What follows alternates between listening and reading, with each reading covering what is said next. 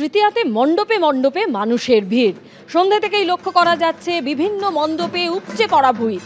বিভিন্ন জায়গার ছবি আপনাদের সামনে এই মুহূর্তে তুলে ধরবো। টালা প্রত্যয় থেকে রয়েছেন আমাদের প্রতিনিধি সৌমিত্র রায়, সন্তোষ মিত্র স্কোয়ার থেকে রয়েছেন ব্রতদীপ ভট্টাচার্য, অন্যদিকে সল্টলেক একে ব্লক থেকে রয়েছেন সুকান্ত মুখোপাধ্যায়। প্রথমেই আসবো সৌমিত্র তোমার কাছে। টালা প্রত্যয়, এবার জানি যে প্রতি বছরের মতো এবারও কিন্তু অভিনবত্ব, চমক সবকিছুই কিন্তু তাদের অপেক্ষা করে রয়েছে এবারের থিমে। তার আকর্ষণীয় তৃতীয়ার সন্ধ্যের ভিড় কতটা জমজমাট? সোনালী, দেখো তৃতীয়ার সন্ধ্যায় টালা প্রত্যয় ভিড় কতটা রয়েছে সেটা আমি তোমাকে এই প্রসঙ্গে পরে আসছি। টালা প্রত্যয় মানে প্রত্যেকবারই কিছু না কিছু একটা চমক। এবারে টালা প্রত্যয় শতবর্ষে পদার্পণ করেছে। এবারে তাদের থিম হচ্ছে বীজ অঙ্গন। এই থিমের নাম করেছেন মুখ্যমন্ত্রী মমতা বন্দ্যোপাধ্যায়। অর্থাৎ যে বীজ, সেই বীজ থেকে আমাদের যেটা তাদের যে থিম ভাবনা থেকে যেটা তারা বোঝাতে চেয়েছেন যে বীজ হচ্ছে বাস্তুতন্ত্রের ক্ষুদ্র একক এবং আমাদের সভ্যতার সমস্ত কিছুটাই লুকিয়ে রয়েছে এই বীজে। কিন্তু সময়ের সঙ্গে সঙ্গে এই বীজ আজ বিপন্ন, অর্থাৎ বীজে মিশছে। তুমি জানো যে চাষাবাদের কাজে বীজের ব্যবহার করা হচ্ছে কীটনাশক, এবং কীটনাশক ঢুকছে ফসলে। সেই ফসল আমরা প্রত্যেক দিন খাচ্ছি, তার ফলে প্রত্যেক দিন আমরা বিষ পান করছি। সেই বিষ পান করছি বীজের মাধ্যমেই। কিন্তু এই বীজ একটা সময় ছিল অত্যন্ত গুরুত্বপূর্ণ একটি আমাদের অঙ্গ, এবং সেই বীজ অঙ্গনই আমাদের এই টালা প্রত্যয়ের, এবারে টালা প্রত্যয়ের থিম ভাবনায় উঠে এসছে বীজ অঙ্গন। এবং যে গোটা যে পুজো মণ্ডপ তুমি দেখো, অসাধারণ কারুকাজ করা হয়েছে। এখানে শিল্পী ভবতোষ সুতার, তিনি তার শিল্প এখানে ফুটিয়ে তুলেছেন। গবেষণাধর্মী কাজ হয়েছে এই টালা প্রত্যয়। এবং তোমাকে ভিড়টার ছবি দেখাবো। দেখো, এই সন্ধ্যাতেই প্রচুর মানুষ কিন্তু এই টালা প্রত্যয় এসে ভিড় জমাচ্ছেন। তোমাকে একটা মন খারাপ করা খবর শুনিয়ে রাখি, কিছুক্ষণ আগে থেকেই ঝিরিঝিরি বৃষ্টি শুরু হয়েছে এই উত্তর কলকাতায়। তবে বৃষ্টি মাথায় নিয়েও মানুষের ঢল এই টালা প্রত্যয়ে নামছে।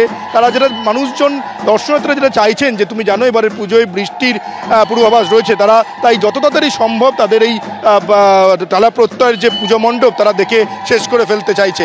আমার ক্যামেরা পার্সন তরুণ, একেবারে সেই ছবি আমরা টালা প্রত্যয় দেখতে পাচ্ছি যে মানুষের ভিড় একেবারে উপচে পড়েছে তৃতীয়ার সন্ধ্যায়।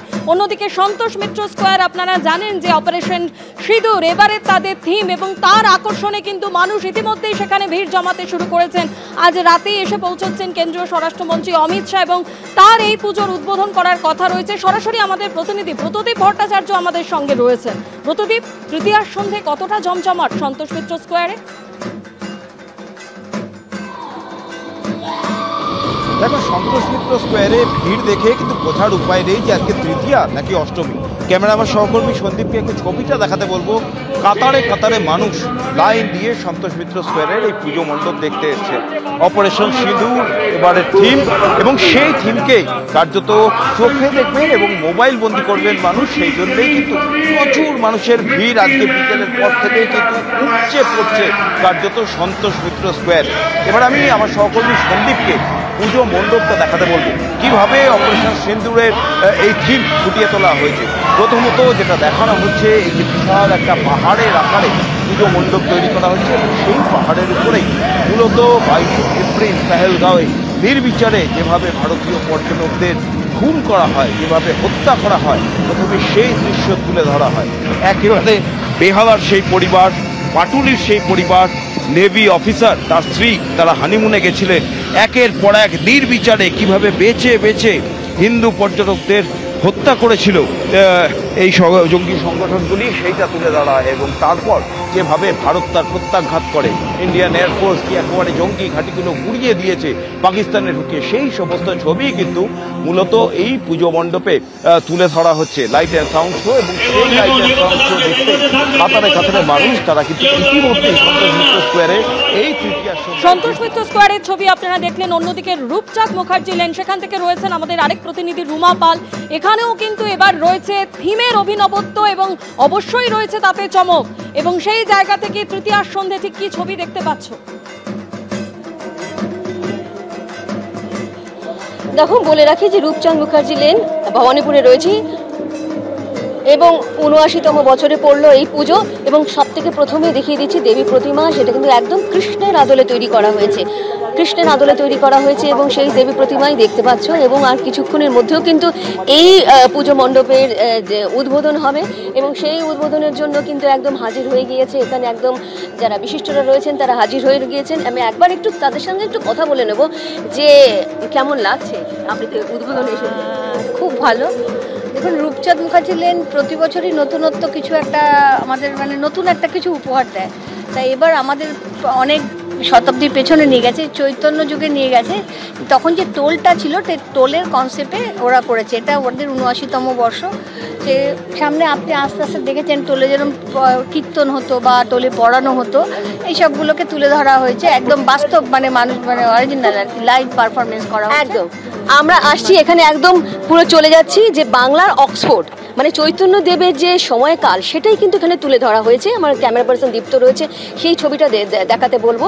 একদম এখানে দেখা যাচ্ছে যে বাংলার অক্সফোর্ড ওই সময়টা কালকে বলা হতো। এবং এখানে একবার দেখিয়ে দিই যে একদম মণ্ডপ সজ্জা কেমনভাবে করা হয়েছে। একদম তুমি সোজাতে চলে যাও যদি দীপ্ত, একদম দেখো যেখানে ঢোকার মুখেই কিন্তু দেখা যাচ্ছে একদম কীর্তনের পরিবেশ। প্রত্যেক জায়গায় একদম দেখা যাচ্ছে যে এক একটা কিয়স্ক তৈরি করা হয়েছে যেখানে একদম চৈতন্য দেবের যে সময়কাল সেই সময়কালটা তুলে ধরা হয়েছে।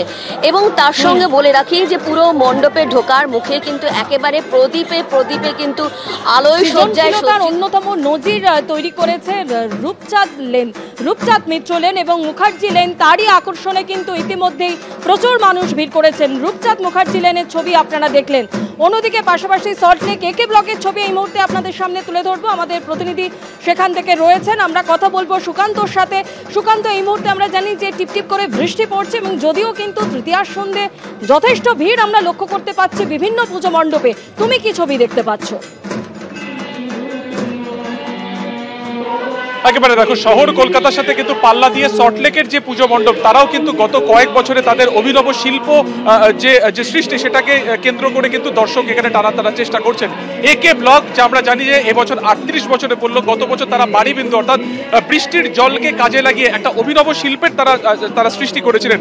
এইবারে তাদের যে চিন্তা ভাবনা সেটা হচ্ছে প্রখ্যাত চিত্র পরিচালক ঋত্বিক ঘটকের এবছরে জন্ম একেবারে ১০০তম শতবর্ষ তার জন্মদিবস এবং সেই কারণে তার যে সমস্ত সৃষ্টি রয়েছে সেই সৃষ্টিকে পাথেয় করে এবারে কিন্তু তারা তাদের মণ্ডপ সজ্জা করেছেন, যেখানে কোমল গান্ধার যুক্তিতর্ক সঙ্গে যুক্তিতর্ক এবং গল্প, এবং অন্যদিকে হচ্ছে তোমার একেবারে তিতাস একটি নদীর নাম, অর্থাৎ যে সমস্ত গল্পের মাধ্যমে প্রান্তিক মানুষের জীবনযাত্রাকে ঋত্বিক ঘটক তুলে ধরেছিলেন সেই বিষয়টাকে কিন্তু কার্যত শিল্পের আঙ্গিকে গত ২ মাস নিরলস পরিশ্রমের মাধ্যমে শিল্পী বিশ্বজিৎ দে তিনি কিন্তু ফুটিয়ে তুলেছেন। যে মূর্তি তুমি দেখতে পাচ্ছ, এখানকার যারা পুজো উদ্যোক্তা তারা যেটা বলছে যে একেবারে শুরু যখন হয়েছিল দুর্গা প্রতিমার বা দুর্গা পুজো, সেই সময় দুর্গা ঠাকুরের যে আদল থাকতো, কৃষ্ণনগরের যে আদল থাকতো, সেই আদলে কিন্তু এবারে তারা তাদের এই মা দুর্গাকে ফুটিয়ে তোলার চেষ্টা করেছেন। মা দুর্গার যে সাজসজ্জা সেটাকে তারা ফুটিয়ে তোলার চেষ্টা করেছেন এবং গোটা যে মণ্ডপ জুড়ে সেখানে কিন্তু ঋত্বিক ঘটকের যে সমস্ত সৃষ্টি সারা জীবন ধরে তিনি যা তৈরি করেছেন, তিনি যা সৃষ্টি করেছেন, সেগুলোকেই কিন্তু এখানে কার্যত সামনে করা হয়েছে। নতুন নতুন থিম আর তারই আকর্ষণে কিন্তু মানুষ ভিড় জমাচ্ছেন এবং প্রত্যেকেই চাইছেন যে আর দুর্যোগ যেন না হয়, আর বৃষ্টি যেন না হয়।